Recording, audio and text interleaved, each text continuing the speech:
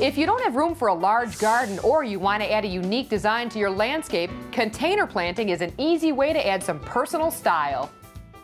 Steve Kuyinga from Chalet Nursery has offered to help me learn more. I definitely don't have a green thumb, so my first question is an obvious one. Steve, how do you define container planting?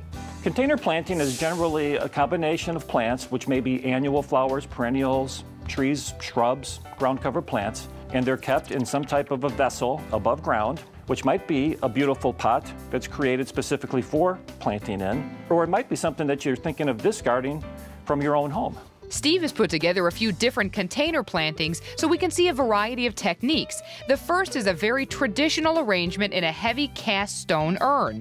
It even has an evergreen centerpiece surrounded by a variety of perennial plants like pansies. The evergreen is an annual, creating a consistent look for the container year after year, while the perennials add variety and color contrast. Now this is one of my favorite ones. Describe this one for me. Well, this is really unique, and this is something that you don't think of normally as a type of a container. But it's a beautiful sculpture made from cast limestone. In northern climates, you'll need to bring it in. It is subject to cracking over the winter if you leave that outside. Right. And because it has such a small little area to plant in, you're not going to be able to get a lot of that soil mix in there. Okay. So what you would like to do with that is use plants that can really take the dry, because that's going to dry out so quickly you may not get back to watering it in time. So in this particular case, we've picked out what we call succulents. There's hens and chicks, there's sedum, and these are plants that can really thrive in a small container.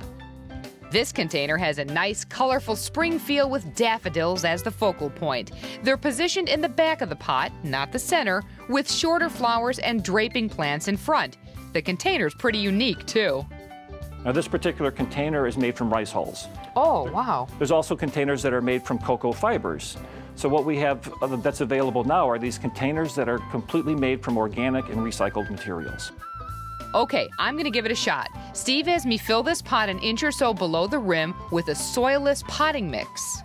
What that means is that there's not any real earth from out of the ground that's part of what we put in the pot. Okay. There's a couple of reasons for not using regular earth. One is that usually that natural soil, when it's put into a container, it's too thick and dense, and it doesn't really allow for the water to pass through quickly, and plants can get kind of bogged down and stay too wet. Okay. The other is, of course, soil from your garden is going to be full of weed seeds. Right. So that once you plant and start to water, you might have all these little weeds popping out of your container. Gotcha, and then we do not want that. Absolutely, and this particular soilless mix is a combination of peat moss, mulch, and other ingredients like beneficial fungi that you do find in natural soils that helps roots grow, has been incorporated into this mix that we recommend for containers. On top, I add a sprinkling of organic-based slow-release fertilizer. Then I start arranging the plants. Sit them in the container first so you can figure out the best arrangement. Throughout the growing season, don't be afraid to consider maybe changing some things out. Oh, okay. You might find that a particular plant that you've chosen, maybe the edges of the leaves, start to maybe get a little bit brown and it doesn't look so good.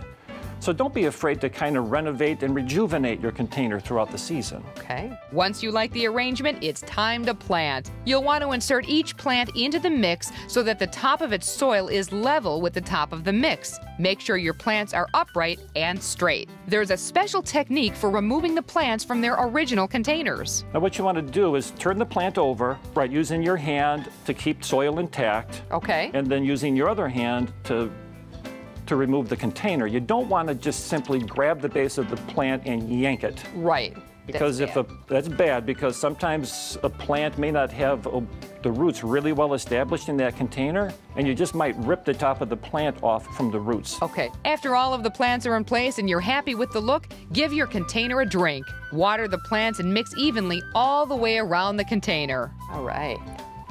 So now let me guess, the next step is to put it outside. That's it. This is great. Thank you so much, Steve. This is a blast. Anybody can do this. This was a lot of fun. The nice thing about container planting is it doesn't matter how much space you have. You can make it part of the garden, or you can make it the whole garden. Either way, it's an easy step to make your home more beautiful.